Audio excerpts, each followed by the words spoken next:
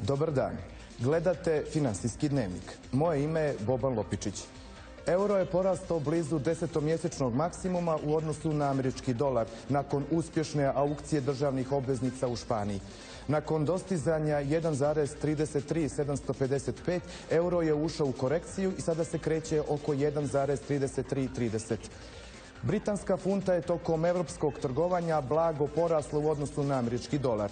Ipak rast je bio ograničen kako je zabrinutost oko oporavka britanske privrede uticala negativno na tražnju sterlinga. Pored toga, dobri podaci sa američkog tržišta uticali su da američku sesiju funta otpočne negativno. FX Lider, Finansijski dnevnik. Nakon pada tokom azijskog trgovanja, japanske akcije su se malo oporavile. Indeks Nikkei 225 ostvario je manji rast nakon oscilovanja izazvanog fluktuacijom jena. I pored prijepodnevnog rasta, ovaj indeks će vjerovatno ostvariti drugi za redom dnevni. I evropske akcije su bile prilično neodlučne tokom današnjeg trgovanja.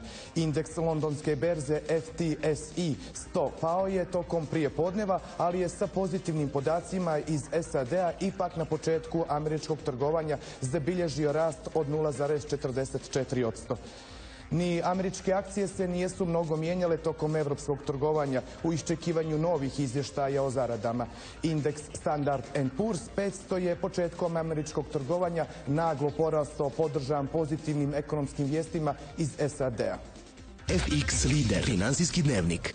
Za razliku od akcija, cijena zlata je na pozitivne ekonomske vijesti iz SAD-a reagovala negativno.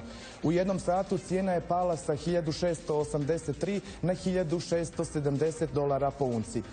Cijena sirove nafte nastavila je rast i tokom europskog trgovanja. Pozitivni rezultati iz građevinskog sektora kao i sa tržišta rada u Americi uticali su na dalji rast cijene.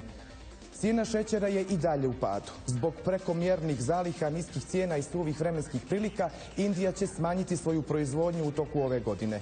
Proizvodnja u Indiji, koja je drugi po veličini proizvođač na svijetu, nakon Brazila, bit će smanjena. FX Lider, Finansijski dnevnik. Cijene akcija Boeinga pale su 3% nakon što je federalna avioadministracija proglasila zabranu polijetanja 787 aviona, tražeći od ove aviokompanije da potvrdi da su litijum-ionske baterije u avionima ispravne. Ova akcija uslijedila je nakon jučerašnjeg prinudnog slijetanja ovog aviona u Japanu, kao i ranijih incidenata. FX Lider, Finansijski dnevnik. U toku jutrašnjeg dana očekuju nas vijesti o maloprodaji u Velikoj Britaniji, kao i indeks potrošačke klime u Sjedinjenim Američkim Državama. Gledali ste Finansijski dnevnik. Ostanite i dalje uz program Prve televizije.